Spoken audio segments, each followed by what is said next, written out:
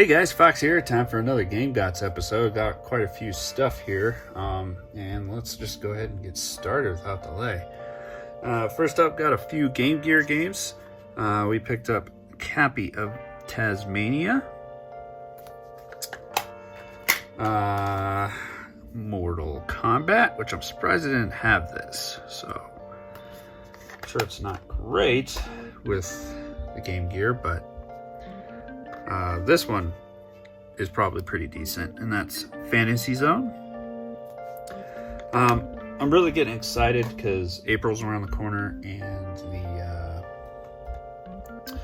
Analog Pocket is supposed to come out in April. So I'm looking forward to just playing a ton of Game Gear and Game Boy Color games because I did get the Game Gear adapter with it, so I'm very excited. And another good part of news about that is that Analog says they're going to make more pockets and Super NTs and Mega SGs and all that stuff. So that's really good to hear. So they're kind of listening to the fans, and they're in demand, so they're going to make some more. That's great. Anyway, back to the pickups. For the Game Boy, I picked up Donkey Kong Land 2. This was the only Land one that I was missing, so happy to find that sucker. We got a copy of Balloon Kid, which I haven't played. I heard it's actually pretty good. I think it's kind of like I don't know, correct me if I'm wrong, I don't know if it's related to Balloon Fight or not. It seems like it would be, but we'll see. Picked up a real rare one. It cost a bit of money, but it's actually one that I really wanted, not just because of rarity, it's because it's a game I actually really want to play. So very excited to pick up a copy of Kid Dracula.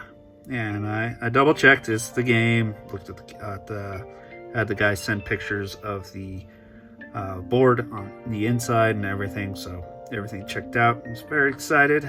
Finally got the rare Kid Dracula for the Game Boy. A few Game Boy Color games. Now, I picked up these next two because these are titles that Way Forward actually developed. So, and I heard they're actually not bad. I mean, they're targeted at the little girl audience, but they still might be fun. We'll find out. That's Sabrina, the animated series Spooked, and Sabrina, the animated series Zapped. I heard about these from Reggie's channel, so I decided to pick up, along with another game that was made by Way Forward, and this one definitely can tell just by the artwork, and that is Extreme Sports. Just an extreme sports game. I hear it's not bad, but it might be pretty fun. Well, the funny thing about this is I picked this one up from eBay for real cheap, and it came with a manual too, which I'll show you later. And then I went to one of my favorite game stores up in Denver, and guess what? They had a sealed copy there for like almost the same price I paid for just the cart manual. So I was like, well, damn. So I'll have those that extreme copy sports with the manual for trade later. Let you look at the back here. But yeah, it looks like it's going to be a pretty good time. Might be fun. It's probably a little better than the what's that one? California Games or whatever on the NES. Another complete in box Game Boy game I picked up is Solomon's Club. This one looks pretty cool. I think this is a sequel to Solomon's Key. Pretty sure. I don't know much about it. I've never played this, so looking forward to it. It looks like a puzzle type game, so I could probably have fun with that for a couple evenings. Picked up an import Game Boy game. Now this is one I've been looking for quite some time, and really happy to find this. I'm going to show you because I love the packaging on it too. So it's Ghostbusters 2, and it's complete in the box. HAL Laboratory made this one. let's show the back here. It looks like a ton of fun. It reminds me of a different Ghostbusters 2 game. I can't remember what system it was on that it was released for. Somebody will know and they'll tell me. But I'm digging that HAL Street Syndrome logo. But the box is pretty cool. I just like the little attention to detail, including the little Slimers on the little tabs on there. And let me open this sucker up. And there's the cart and the manual. Pretty cool. I was really happy to find that for a really decent price. And the box it's in pretty damn good condition. Really excited to add this to the Game Boy import collection. Let's go ahead and do these manuals. Why not? I got a copy of Balloon Kid manual for the game I just picked up. Here's that Extreme Sports manual. And I did get one of the manuals for the Sabrina games. This one's for the Zapped one.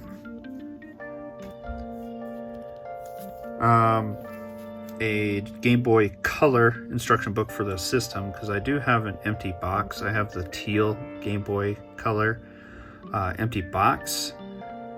So I picked up the manual so I could put it in there, and now I actually need a teal Game Boy Color as well. I just haven't found one. I mean, I know I could easily probably find one on eBay, but I don't know. I guess I'm looking for a deal because I really don't necessarily need it. Like most of this stuff I get. Here's a good one. I found a Contra manual for the NES. Funny thing, I do not own a copy of Contra for the NES. I know, blasphemy. It's just, I never see it in the wild, and it's not a huge priority for me to pick up on eBay or something like that, so maybe I'll find one, do a trade, or eventually I'll find one at one of the game stores. I got a manual for Excite Bike, and I think I already have one, but it's one of those times where I was just going through manuals, and I was like at one of the game stores, and I was like, might need this, might not. If I usually, the guys I buy them for, he sells them for like 50 cents to $1, so if I already have it, that's fine. I'll throw it in the trade bucket. And I picked up a manual for Super Mario All-Stars as well, which I needed. Alright, continue on the retro theme here. I picked up a copy of Super Mario 64. I think I traded my copy because I was looking through my stuff after a couple episodes before. When I got that Jungle Green 64, I was looking to play some games on it, and I realized I don't have a copy of Mario 64, so I picked one up. Here's one I've been looking for the Super Nintendo collection for a while now. It's one of the few games I still want for my Super Nintendo collection. And that's Contra 3, the Alien Wars. Commonly referred to as one of the best in the series, so I am looking forward to this. I used to rent this one when I was a kid. So, good to have that in the collection. Box Famicom alert here. I picked up a copy of Golf, and it's complete in box with the manual and everything. So happy to have that. I like those simple sports games, and you can find them so cheap. So it's fun to have for the Famicom. A couple Neo Geo Pocket Color games. Yes, complete in box too. Excited to find these. You got King of Fighters R2. Not much of a fighting game guy myself, but these are fun, and they were pretty damn cheap. I picked them up for $30 a piece, so I think that was a pretty good steal. So very excited. I'll play with them. I'll dabble with them. I'm sure I'll have fun. And here's the other one, which is Samurai Showdown 2. I love the packaging on Neo Geo Pocket Color games. Some of my favorite. It's a lot of fun. Might as well go ahead and open it up for you. So the game sits right there, and the manual's tucked in right there. And it just slides together. Pretty awesome. Super Game Boy. Found one in the box. Not the variant that I exactly wanted, but for the price I couldn't argue. So here's the Super Game Boy in the box. This is not the big box. It's like a standard Super Nintendo box, except it's a little wider and slightly longer, so it doesn't fit in the little plastic cases that I have for my box games to keep them protected. So this one's gonna have to sit out. But yeah, I didn't have one of these boxed yet, so found that for a good deal. I got an upgrade here, as I did not have a box for this game, but now I do. And that's Chip 'n Dale Rescue Rangers. A great co-op game. Lots of fun. I played this a lot when I was a kid. It's one of those great Capcom Disney games for the NES. Lots and lots of fun. So yeah, excited to put this on the shelf. Have a box for one of my favorite games from when I was a kid. Up next, I got a Game Boy Pocket, the silver one in the box, complete. Very happy to have this, and there's a reason I bought this one, not just to, shelf candy it up. This is the exact color model that I picked up with my own money when I was a kid. Saved up my allowance so I could upgrade my Game Boy to the Game Boy Pocket, and this is the one that I bought. So happy to have this. Yeah, let's go for this. So some of you guys are probably aware of the Video Game History Foundation. It's run by Frank Cafaldi and Kelsey Lewin. Some of you might know she has a YouTube channel. And they were doing they probably still are if you go to their website. They're selling their doubles of their magazines and guides and stuff like that out of the vault that they have. So for like $20, you can request a magazine, and it's pretty much going towards charity. They're just giving you something in return for your donation. So they send you a double of what they have. So I requested, give me an old retro gaming magazine between, from the 80s and 90s. And they sent me a Nintendo Power from the 90s. It's featuring Blast Corps, Doom 64, a lot of N64 stuff. We've got a couple Game Boy games here, Star Stacker, Game & Watch Gallery. So I haven't thumbed through this yet. I may look through it on a video. We'll see. Sometimes the thumb through magazine videos don't do so hot, but it's fun to go through and see and revisit this kind of stuff. So yeah. Oh, and it had a little certificate of authenticity from the Video Game History Foundation. So that's pretty cool. And I usually donate to those kinds of things because obviously I support video game preservation, as all the retro crap that I buy for my game room. Got a PSP game here. It's one I didn't have and was looking into, and it looked like it was an okay game, but it was pretty damn cheap, so I went ahead and picked it up. And that's Warriors of the Lost Empire. Pretty cool. It's an action RPG, and it looks pretty good for the PSP. I'm sure it's not going to win any rewards or anything like that, but it looked like it was a pretty good time. Also picked up a sealed copy for the Nintendo DS, Heroes Saga Leviathan Tactics. It was pretty cool. This is from Axis. I used to buy their stuff. I'm surprised I wasn't very aware of this one. But it's your typical tactical RPG, grid-based, like your Final Fantasy Tactics and whatnot. So I figure I could give this a shot. I'll probably enjoy it. Boot up the old DSi XL. Got one 3DS game here because I was excited for an announcement that Nintendo made during one of their directs here recently. They were talking about their new Mario Golf game, and I was watching that and I was like, yes, please. I'm a big fan of those arcade type golf games.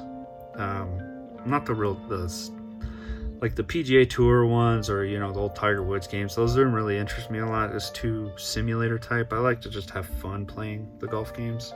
So I usually play like Hot Shots or Everybody's Golf, and I played a lot of them on the NES and stuff like that. So Mario Golf always interested me, so I went ahead and grabbed a copy of Mario Golf World Tour on the 3DS.